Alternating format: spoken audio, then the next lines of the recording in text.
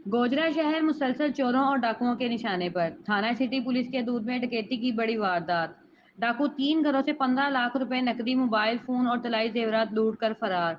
डाकुओं का गिरोह 15 अफराद पर मुश्तमिल था। अहले इलाका क्राइम सीन यूनिट ने मौके से शवाहिद इकट्ठे करके डाकुओं की तलाश।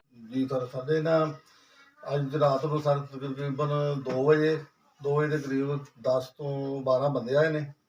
ते सब तो पहलों असी इत्थे तो मुस्तकिल रैशी इत्थे बचपन तो साढ़े आपस च 5-7 घर ने, भतीजे भतूजे दे अपने जिहड़े सारे घर आपस ही हैं।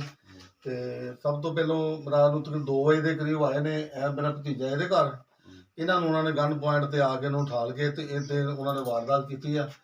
ਤੇ ਇਹਦੇ ਘਰ ਦਾ ਕੋਈ ਜ਼ੇਵਰ ਜ਼ੂਵਰ ਤੇ ਬਾਕੀ ਅੰਦਰੋਂ ਕੋਈ ਸਮਾਨ ਵਗੈਰਾ ਜਿਹੜਾ ਅੰਦਰ ਖਿਲਾਰਾ ਪਿਆ ਤੇ ਉਹ ਇਹਨਾਂ ਨੂੰ ਲੁੱਟਿਆ। ਉਸ ਤੋਂ ਬਾਅਦ ਦੂਸਰਾ ਭਤੀਜਾ ਮੇਰਾ ਨਾਲ ਹੀ, ਮੇਰਾ ਕੰਧ ਨਾਲ ਕੰਧ ਸਾਂਝੀ ਹੈ, ਇਹਦੇ ਵੱਲ ਗਏ ਨੇ।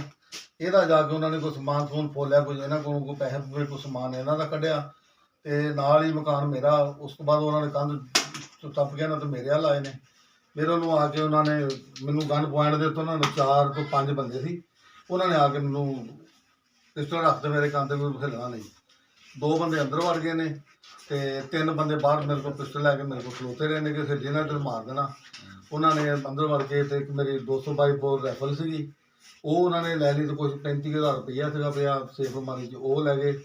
ਤੇ ਬਾਕੀ ਕੋਈ ਕੱਪੜੇ ਛੱਪੜੇ ਕੋਈ ਹੋਰ ਸਮਾਨ ਘਰੇਲੂ ਜਿਹੜਾ ਉਹ ਲੈ ਗਏ।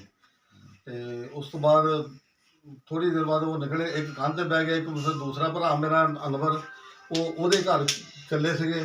ਤੇ ਮੈਨੂੰ ਥੋੜ੍ਹਾ ਜਿਹਾ ਮੌਕਾ ਮਿਲਿਆ। ਉਹ ਇੱਕ ਬੰਦਾ ਸੀ ਕੰਧ ਤੇ ਬੈਠਾ ਤੇ ਮੈਂ ਨਾ ਅੰਦਰ ਵੜ ਗਿਆ। ਅੰਦਰ ਵੜ ਕੇ ਕੁੰਡੀ ਲਾ ਲਈ। ਮੈਂ ਨਾ ਮੇਰੇ ਕੋਲ ਪਿਸਟਲ ਇੱਕ ਪਿਆ ਸੀ, ਰਾਈਫਲ ਤੇ ਉਹ ਲੈ ਗਏ। ਪਿਸਟਲ ਇੱਕ ਦੂਸਰੇ ਕਮਰੇ 'ਚ ਮੈਂ ਵੇਖਿਆ ਤਾਂ ਮੈਨੂੰ ਮਿਲ ਗਿਆ। ਮੈਂ ਬਾਹਰ ਨਿਕਲ ਗਿਆ ਨਾ ਤੇ ਫਿਰ ਉਹ ਫਾਇਰਿੰਗ ਕੀਤੀ ਉਹਨਾਂ 'ਤੇ। ਉਹ ਫਿਰ ਮੌਕੇ 'ਤੇ ਨਾ ਕੋਈ ਸਮਾਨ ਸਿੱਟ ਕੇ ਦੌੜ ਗਏ ਨੇ ਤੇ ਕੋਈ ਸਮਾਨ ਉਹ ਨਾਲ ਲੈ ਗਏ, ਰਾਈਫਲ ਵੀ ਲੈ ਗਏ ਨੇ। ਤੇ ਸਾਡੀ ਸਰ ਇਹ ਆਏ ਦਿਨ ਵਾਰਦਾਤਾਂ ਹੁੰਦੀਆਂ ਨੇ। ਸਾਡੀ DPO ਸਾਹਿਬ ਅੱਗੇ ਅਪੀਲ ਆ ਕਿ ਸਾਡੇ ਨਾਲ ਇਨਸਾਫ ਕੀਤਾ ਜਾਵੇ।